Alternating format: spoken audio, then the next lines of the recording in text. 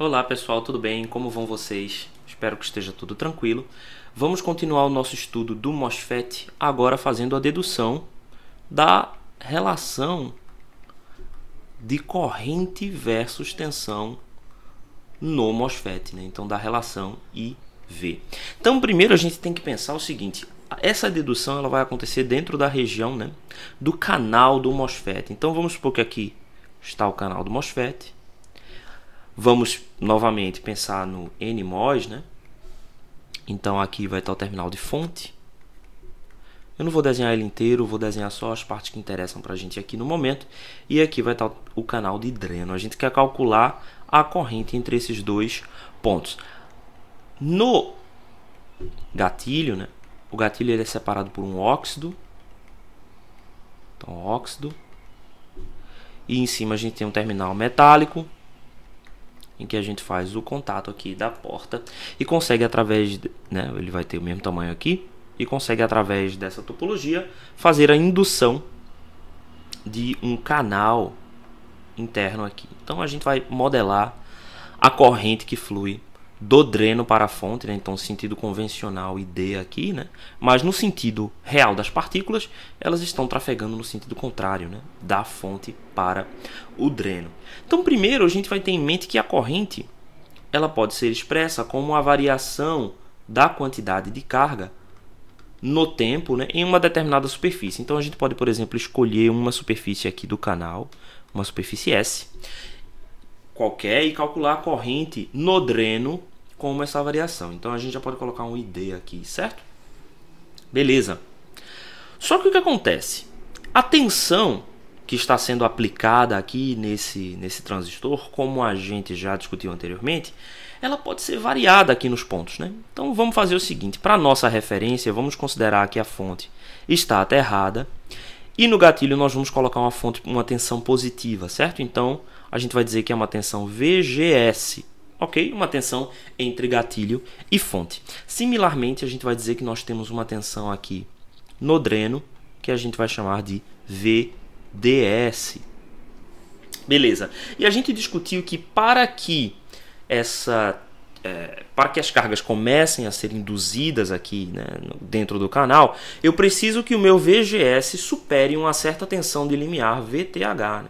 Então eu preciso que o meu VGS seja maior do que o VTH, do que a minha tensão de limiar, para que comece a haver, né, concentração de cargas aqui. Então, eu posso dizer, analisar especificamente trecho a trecho. Então vamos escolher aqui um trecho DX, onde essa superfície limita, né, o volume aqui do meu canal. E eu vou dizer que eu estou observando todo esse efeito aqui em um comprimento infinitesimal dx, certo? Como essa minha tensão ela varia da fonte para o dreno, né? No dreno eu tenho a minha tensão VDS. E na minha fonte eu tenho aqui o meu aterramento, então 0. Eu vou estabelecer aqui uma função que eu vou chamar de V de x. E eu vou dizer que V de x é a minha tensão em cada um dos pontos ao longo do canal. Além disso, eu vou também colocar uma escala em x. A minha tensão V de x ela varia entre 0 e VDS, enquanto o meu x varia de 0 até L. Certo? Na verdade, aqui eu vou corrigir essa escala. Então, o meu V de x, a minha tensão, ela varia entre 0 e VDS, enquanto o meu comprimento x varia de 0 a L. E eu vou observar somente uma parcela, né? Uma porção aqui dessa região. Depois eu faço uma integração. Essa fórmula da corrente aqui ela é válida para qualquer ponto. Então, o dQdt passando por esse intervalo aqui dx é o que vai determinar a nossa corrente. Então, se eu estou trabalhando com um capacitor, né, eu estou considerando que essa região aqui é uma região capacitiva, então faz sentido a gente falar em V de x, que é a minha tensão, mas a quantidade de carga nesse espaço aqui não é o meu Q total, né? Eu vou dizer que é um certo Q'. Esse Q' aqui vai ser a minha densidade linear de carga. Se eu considero que a minha tensão V de x, né, nesse ponto dx aqui, que é um ponto infinitesimal, ela não varia tanto assim, e faz sentido fazer essa suposição, né, uma vez que eu estou tomando um comprimento infinitesimal, eu posso modelar essa pequena parte do canal como sendo um capacitor. Eu vou modelar esse cara como sendo um capacitor. Só que em vez da carga total do capacitor, o que eu vou ter aqui é a minha densidade linear de carga. Por quê? Porque eu estou considerando que é um capacitor de comprimento dx aqui, um comprimento infinitesimal, e vou ter uma densidade linear de carga. Eu posso dizer que a minha carga, então, total nesse pequeno capacitor seria a minha densidade linear de carga multiplicado, né, pelo meu comprimento, que aqui é dx no infinitesimal. Então eu posso reescrever essa equação aqui, ó, da corrente, ainda num ponto infinitesimal, ainda avaliada em um ponto infinitesimal, como sendo a minha densidade linear de carga vezes, né, um certo dx dt. Isso aqui é interessante por quê? Porque, se você lembrar, você deve lembrar que a variação da posição com o tempo é a velocidade. Então eu posso dizer que a minha corrente de dreno é, em qualquer ponto do canal, a minha densidade linear de carga, naquele ponto, multiplicado pela velocidade média das partículas ali naquele ponto, né? E essa velocidade média aqui das partículas será a minha velocidade de deriva. Então a gente pode desenvolver aquela equação. Deixa eu apagar aqui que eu vou precisar desse espaço. A gente pode desenvolver aquela equação. Então minha corrente de dreno vai ser igual à minha densidade linear, né, de cargas multiplicado pela minha velocidade de deriva.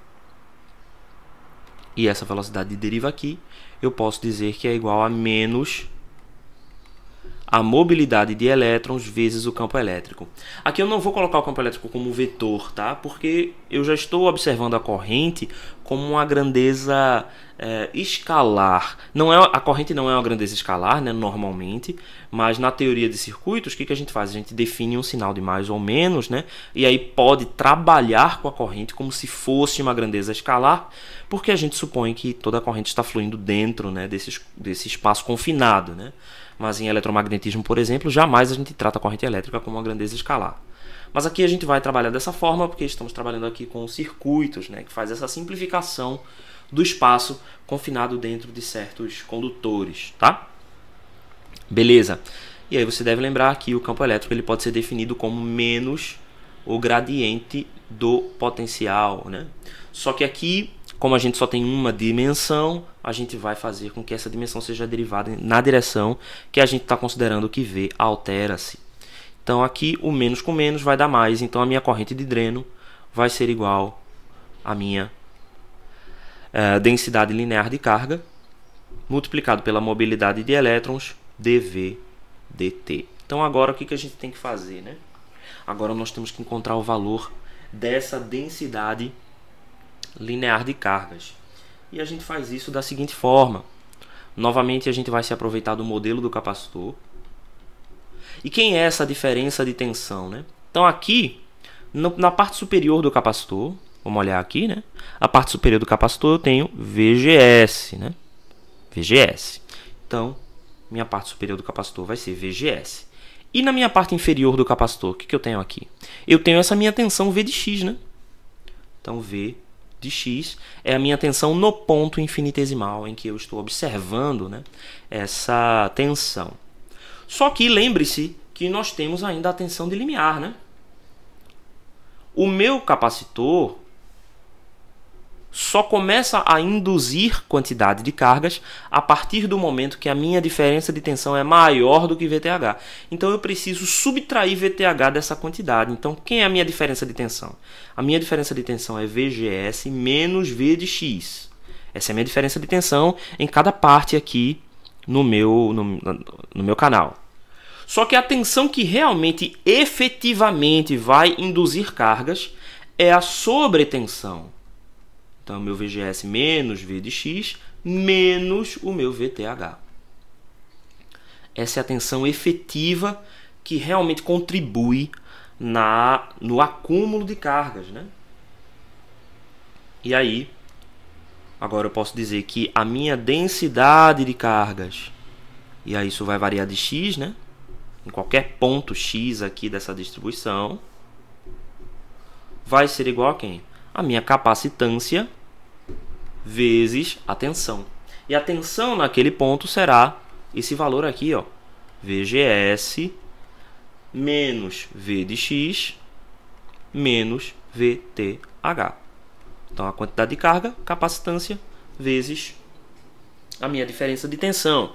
Quem é essa capacitância aqui? A capacitância vai ser igual a área vezes a minha capacitância por área, né? Então, na verdade, faltou um detalhe aqui, né? Porque esse cara daqui é a minha quantidade de carga por unidade de área, né? Desculpa, não por unidade de área, por unidade de comprimento. Então eu preciso fazer esse cara daqui, ó. A minha quantidade de carga é isso vezes o comprimento igual a minha capacitância vezes a tensão. Então aqui a minha capacitância total. Quem é a minha capacitância? Eu vou considerar que o meu óxido é feito de um material que possui uma determinada capacitância, que eu vou chamar de C óxido, e essa capacitância aqui vai ser dada em capacitância por unidade de área.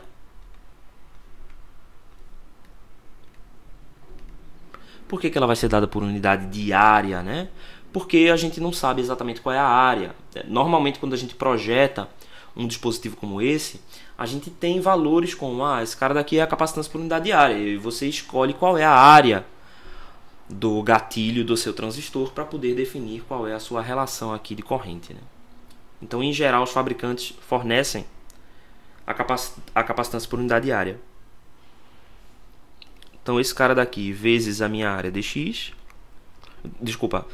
vezes o meu comprimento dx, vai ser igual aqui a minha capacitância, que vai ser a área vezes a capacitância por unidade de área. Se eu estou considerando que o meu transistor ele tem uma largura W, certo? Então, a área desse capacitor aqui é W vezes dx. Então, W vezes dx. Então, esse cara daqui, tudo isso aqui é a capacitância efetiva, né? Nessa unidade infinitesimal aqui de comprimento. E esse cara daqui é a quantidade de carga total. Eu posso cancelar o dx nos dois lados, já que eu não vou fazer a integração dele neste momento. Certo? Então, a minha capacitância... a minha quantidade de carga, a densidade, né, linear de carga, nesse ponto aqui infinitesimal vai ser igual a W, C óxido, vezes VGS menos V de x menos VTH. Beleza. E agora a gente já pode substituir isso naquela equação anterior. E é isso que a gente vai fazer. Então, quem é que vai ser a minha corrente de dreno? Minha corrente de dreno, avaliada em um ponto infinitesimal, né? É o meu Q'. Então, Q' é tudo isso aqui. W, capacitância do óxido, vezes. Permita-me colocar o VTH próximo do VGS. Por quê? Porque o VTH é constante, né? Então, VGS menos VTH menos V de x, que multiplica μn. Então, eu vou colocar o μn aqui na frente, ó. Por quê? Porque tudo isso aqui é constante, certo? Vezes a minha variação do potencial elétrico. Desculpa, nada a ver isso aqui. Eu copiei errado isso aqui, não foi? dx. Deixa eu ver se eu escrevi certo em cima. Na hora que eu falei que o campo elétrico é o gradiente, né? O gradiente é espacial, então, por favor, corrijam isso aqui. O gradiente é espacial, então meu campo elétrico é igual a menos o gradiente do potencial, né? dx. Tá, então aqui dx. Então, beleza. Vamos lá, vamos continuar. Então, ID, esse cara daqui. gradiente do potencial. Ok, beleza, acho que agora está tudo certinho. Pela regra da cadeia, eu posso integrar dos dois lados. Então, a minha corrente de dreno dx é igual a μnWc óxido vezes VGS menos VTH menos V de x em dV. E eu posso agora fazer a integral dos dois lados. Então, aqui eu vou fazer uma integral em x, né, no comprimento, e aqui eu vou fazer uma integral no potencial. Vamos observar quem são esses limites de integração, né? Eu estou integrando do início até o final do canal. Então, a minha integração em x vai de 0 a L e a minha integração em v de x vai de 0 a v ds. Aqui é importante fazer um comentário. Essa distribuição de tensão aqui de 0 a v ds não necessariamente é linear. Aqui a gente vai fazer uma aproximação em que essa distribuição entre 0 e VDS é linear. 0 e L, x é obviamente linear, mas o V de x ele não necessariamente é. Aqui nós vamos fazer uma aproximação, ok? Então, a minha integração em ID de dx vai de 0 a L, já que eu estou integrando no comprimento, enquanto a minha integração do potencial vai de 0 até VDS. Então, beleza. Agora é só a gente fazer essa integração. ID não depende da posição, né? Lembrem-se que a minha corrente de dreno ela permanece constante ao longo de todo o canal, né? Em algum momento essa corrente é arrastada por difusão, em outro momento essa corrente é arrastada por deriva, tá? Mas o total da corrente de dreno é constante ao longo de todo o transistor, especialmente porque a gente sabe que a corrente no gatilho é sempre zero. Então, ID pode sair da integral e o resto, né, da integral passa a ser somente o integral em dx de 0 a L, é o próprio valor de L. Já a segunda integral, nós temos esses caras aqui que são constantes, então eles podem todos sair, μn, deixa eu colocar o C óxido para cá e o W depois. Tá? Normalmente, na forma bonitinha da equação, a gente coloca nessa ordem. E aí, agora a gente vai integrar esses termos aqui, tá certo? VGS e VTH não dependem do ponto de observação, certo? Então, essas variáveis aqui são independentes, tá? VGS é a minha tensão no gatilho e eu estou integrando a minha tensão da fonte ao dreno, então elas são independentes. O que significa que esse termo VGS-VTH não depende de dV. Isso faz com que essa integral aqui seja uma integral de uma constante, né? Então, essa primeira parcela da integral aqui, ó, vai ser VGS menos VTH vezes a integral de dV, né? Se eu estiver fazendo uma distribuição aqui, né? Então, nessa distribuição, eu vou integrar de 0 a VDS. O resultado é VDS.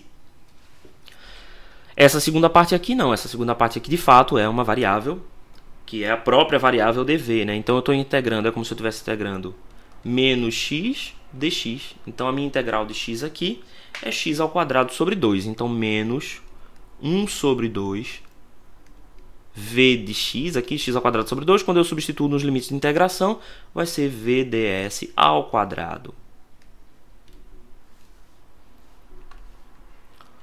Eu sei que eu fui um pouquinho rápido, mas eu estava tentando ser rápido mesmo. Então, essa é o valor da minha corrente por unidade de comprimento. E aí agora é só eu passar dividindo, né? Então, eu chego na minha equação final, que é ID. Opa! Que é ID, a corrente de dreno, é igual a μn C óxido W sobre L, que multiplica VGS menos VTH vezes VDS menos 1/2 de VDS ao quadrado. Essa é a expressão para a corrente de dreno. E ela é uma parábola com relação a VDS. Então, como é que é o comportamento aqui, né, dessa parábola? Se a gente for desenhar essa equação, o que a gente tem aqui? Vamos desenhar ID versus VDS. Então vamos colocar aqui ID e vamos colocar aqui VDS. Vamos supor que eu tenho um VGS constante, certo? Então o que eu teria aqui? Eu teria uma parábola que cruza o zero, né?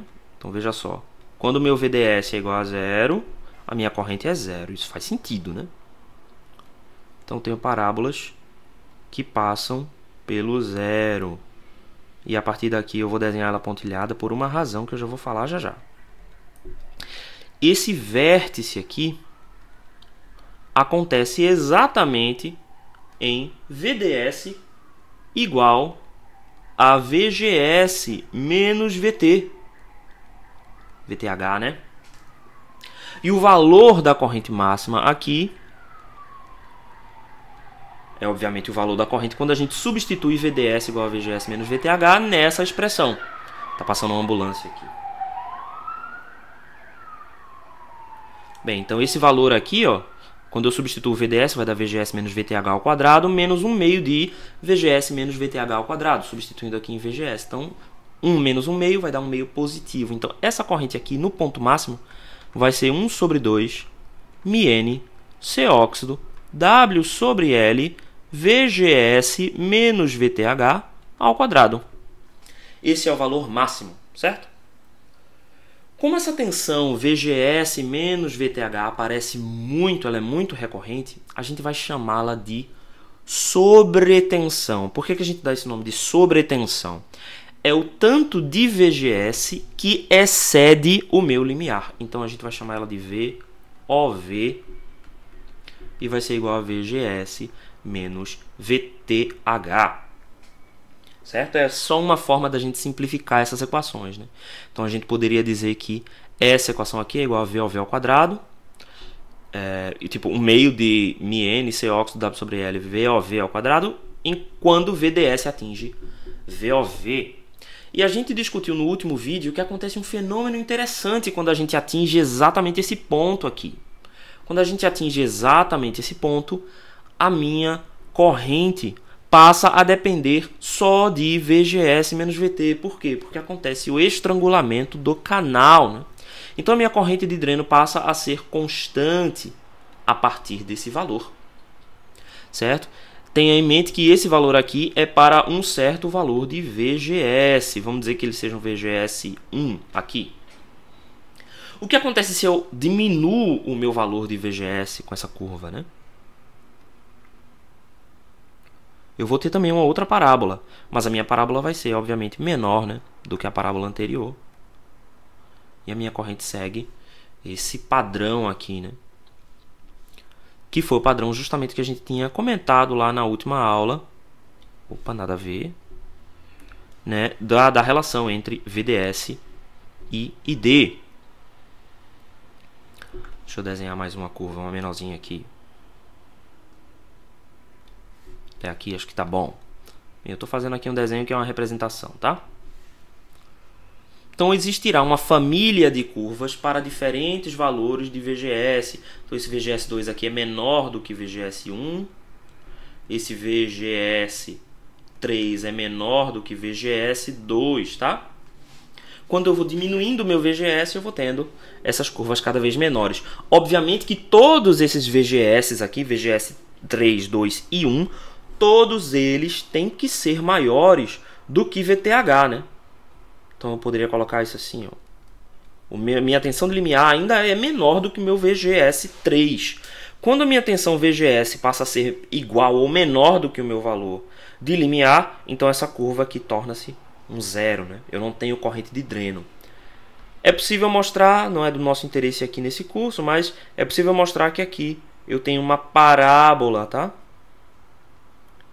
Que vai ser a minha divisão entre esses dois modos. Como a gente discutiu anteriormente, eu vou chamar esse modo aqui de modo triodo e esse modo aqui de saturação ou modo linear. Ok? Como é que ficam essas correntes para o meu PMOS. Então vamos discutir primeiro o PMOS em si, né? O PMOS é o mesmo dispositivo, só que agora invertendo a orientação das minhas dopagens. Então a fonte e o dreno são de tipo P+, ou seja, dopagem do tipo P forte, e o meu substrato é do tipo N. Então eu desenho o meu PMOS assim, dessa forma, né? O NMOS eu desenhei como? Com a setinha para fora, não foi? O PMOS eu vou desenhar agora com a seta para dentro. Por que eu vou colocar a fonte na parte superior do PMOS? Porque a corrente do PMOS ela flui no sentido contrário. Então aqui vai ser a fonte, aqui vai ser o dreno e aqui vai ser a porta ou o gatilho. A minha tensão de controle agora vai ser VSG. Da mesma forma que no transistor bipolar a gente inverteu VBE para VEB e colocou o emissor para cima. Então vocês estão vendo aqui que tem toda uma questão de simetria, não é? E a minha equação será igual a ID, minha corrente de dreno, né? Agora minha mobilidade é de lacunas, então μP, capacitância do óxido, W sobre L, vezes quem, né? Vezes meu VSG menos VTH, tudo isso multiplicado por VSD. Então, ambas as tensões no sentido contrário, menos 1 meio de VSD ao quadrado. Tá? Então, a equação é a mesma, a gente só tem que adaptar, né? Fazer uma adaptação aqui dos termos, tá? Vamos falar sobre algumas simplificações, certo? A primeira delas é a simplificação no modo triodo. Veja, se você tem dentro do modo triodo o VDS como sendo muito menor do que esse termo aqui, ó. Então eu posso dizer que meu VDS é muito menor do que 2 VOV.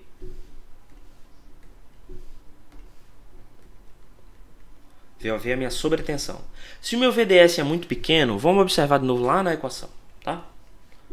Isso significa que esse termo aqui nós podemos desprezar o termo quadrático. Então minha corrente ID começa a se parecer com um conjunto de retas. Vocês devem se lembrar que a gente comentou na aula anterior que a gente pode interpretar o início da região triodo, ou seja, esta região aqui, como sendo basicamente retas, né? Então longe do vértice. Ou seja, isso também equivale a dizer que VDS é muito menor do que VGS menos VT. A gente está bem nessa região aqui no início. Então nessa região, para VDS muito menor do que 2 VOV, eu posso dizer que essa segunda parte aqui da equação é desprezível, porque eu tenho VDS ao quadrado aqui, e aqui eu tenho VGS menos VT. Né? Então, novos fora, esse cara daqui vai ficar muito pequenininho. Então eu posso dizer que a minha corrente é só esse primeiro termo aqui. Ó. Então eu posso dizer que a minha corrente de dreno vai ser aproximadamente μN C óxido W sobre L, que multiplica VOV vezes VDS. Por que isso é útil? Porque eu posso dizer que o meu transistor vai ser modelado como se fosse um resistor. Então, esse cara daqui é o dreno, esse cara daqui é a fonte, lembre-se que esse é um NMOS, né? E o gatilho. Eu vou modelá-lo como se fosse um resistor, cuja resistência é controlada pelo gatilho. Então, eu posso colocar o meu gatilho aqui, aberto mesmo, e um resistor, que eu posso chamar de RDS, a minha resistência entre dreno e fonte. E qual vai ser o valor do RDS? Meu RDS vai ser igual a VDS sobre ID. Então VDS sobre I dele vai ser aproximadamente 1 sobre μN C óxido W sobre L vezes VOV, que aqui eu vou explicitar como VGS menos VTH para a gente observar aqui explicitamente o controle da tensão VGS, o controle que essa tensão exerce sobre o meu resistor RDS, né? Então eu posso modelar o meu transistor como se fosse um resistor. E a segunda equação que a gente vai ter é para o modo de saturação. No modo de saturação, a minha corrente permanece constante. E esse valor da corrente é igual à corrente máxima dessa parábola, né? Que está expressa aqui. Então 1 sobre 2, μN C óxido W sobre L, VGS menos VTH ao quadrado. Então sempre que o transistor estiver em saturação, ou a gente também pode falar modo linear, a gente pode dizer que a corrente de dreno será igual a 1 sobre 2 μN C óxido W sobre L VOV ao quadrado. Novamente em que VOV é igual a VGS menos VTH. Ok, pessoal? Um outro efeito que vale a pena a gente comentar é o efeito da modulação do comprimento do canal.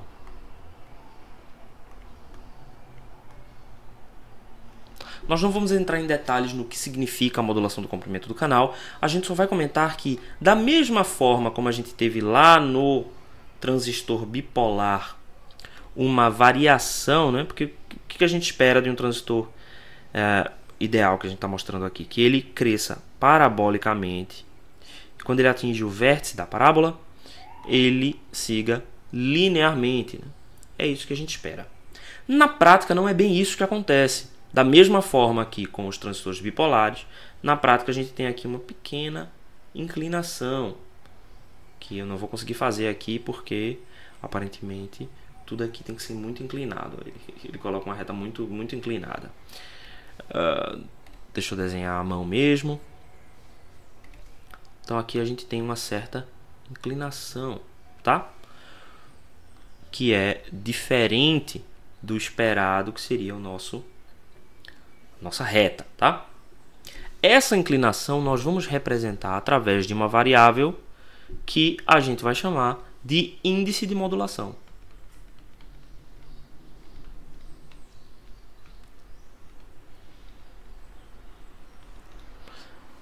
Então a gente vai adaptar, mas essa adaptação ela só vai ser feita na nossa equação da saturação, né? Então a nossa equação de saturação estava assim, certo?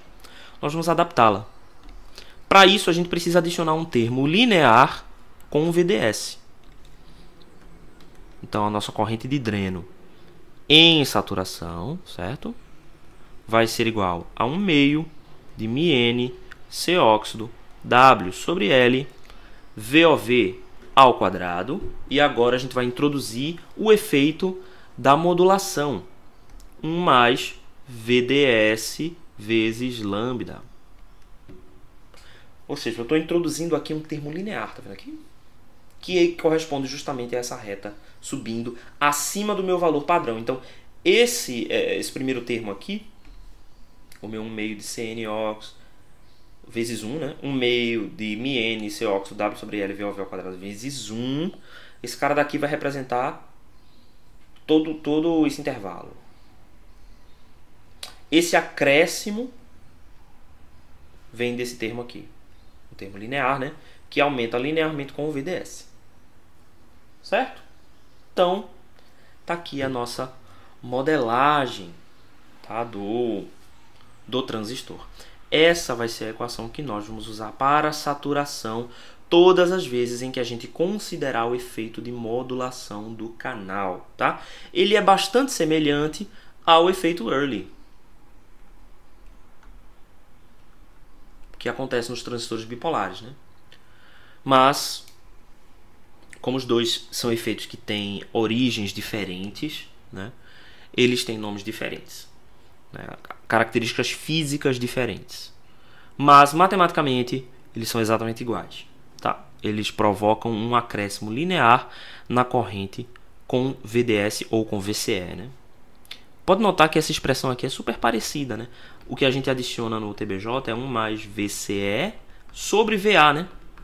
Então é como se a gente estivesse fazendo o nosso lambda ser 1 sobre VA. E de fato tem alguns livros que modulam dessa forma também.